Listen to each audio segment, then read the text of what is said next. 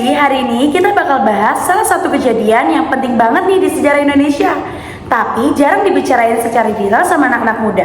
Penculikan aktivis 1998. Waktu itu Indonesia lagi kacau banget, krisis demonstrasi di mana-mana, dan tiba-tiba beberapa aktivis yang vokal malah menghilang, bukan kabur atau pergi, tapi beneran hilang tanpa jejak.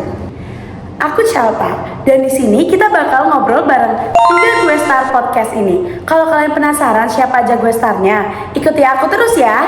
Karena di sini kita bakal ngobrol santai tapi serius, membahas apa aja yang sebenarnya terjadi, siapa aja korbannya, dan kenapa kasus ini penting buat kita yang hidup di zaman sekarang. Ini dia 3 gue star kita. Di sini kita bisa perkenalan dulu sama mereka. Oke, halo semuanya, nama aku Geisa. Nama aku Nadia, nama aku Sabrina. Sekarang kita lanjut ke segmen 1. Sebenarnya kondisi Indonesia saat itu kayak gimana sih? Kacau banget, Cheryl. Krisis moneter bikin Indonesia jadi ambil. Harganya naik, PHK massal, bahkan mahasiswa itu sampai turun ke jalan untuk minta perubahan.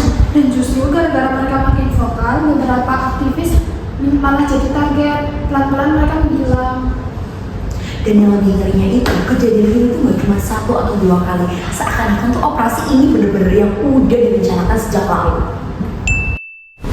Oke, aku jadi penasaran nih, sebenarnya siapa aja sih korbannya? Ada nama-nama tokoh yang masih sering disebut nggak sampai sekarang? Ada cel kayak Faisal Abdullah dan Herman Hendrawan yang sampai sekarang masih hilang. Dan ada juga yang selamat, yaitu Desmond Mahesa dan Ponki Prianto. Belum lagi aktivis PMD kayak Wawan, Yusuf, dan beberapa lainnya. Ada yang pulang dengan keadaan trauma banget, tapi ada juga yang gak pernah pulang sampai detik ini. Wah, gimana ya rasanya keluarganya? Iya, kasihan gak sih sebenarnya? Guys, aku mau tanya nih, waktu para aktivis yang selamat itu cerita, apa sih yang mereka rasain? Sebenarnya ya, semuanya itu ceritanya tuh mirip-mirip, Cal. Pertama-tama nih ya, mereka itu dibawa ke tempat yang sangat-sangat gelap dan mereka itu nggak tahu tempat itu tuh sebenarnya di mana. Pertama-tama nih ya, mereka tuh matanya ditutup, diinterogasi, bahkan sampai disiksa. Gila nggak tuh? Mereka tuh bahkan sampai dituduh bahwa mereka itu mau menggulingkan negara, dan bahkan mereka itu dipaksa untuk menandatangani surat-surat yang bahkan sama sekali mereka nggak paham itu tuh surat apa. Dan yang paling gimana ya guys?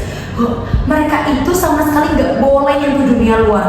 Dari yang mereka nggak boleh ngabarin keluarga, pengacara, bahkan nggak ada kabar sama sekali tentang mereka. Wah, itu parah banget sih. Ya kan?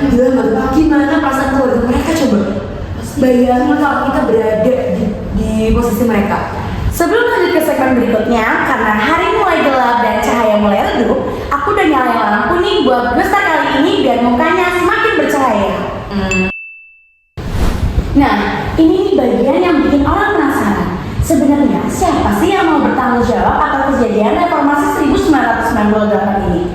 Komnas HAM udah pernah merilis penyelidikan cel dan mereka menyimpulkan ada pelanggaran HAM berat dan operasi terstruktur. Komnas Hak Asasi Manusia juga merekomendasikan beberapa dana pejabat militer pada waktu itu untuk dibawa ke pengadilan HAM. Tapi sampai sekarang proses hukumnya kayak jalan di tempat.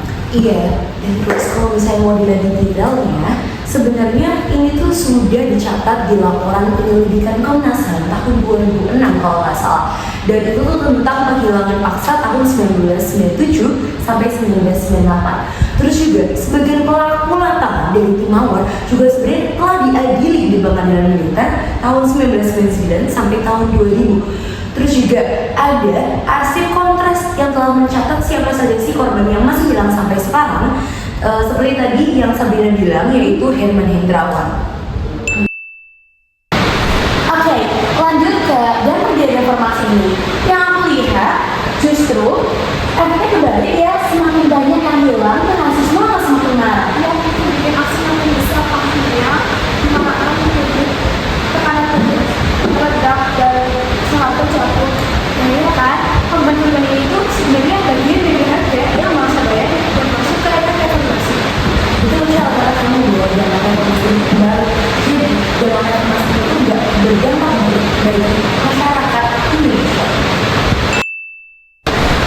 Dan meski negara udah berubah, rupa keluarganya belum.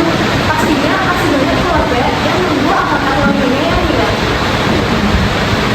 Dan setelah kita ngomongin reformasi, ya kita harus ingat kalau dulu itu ada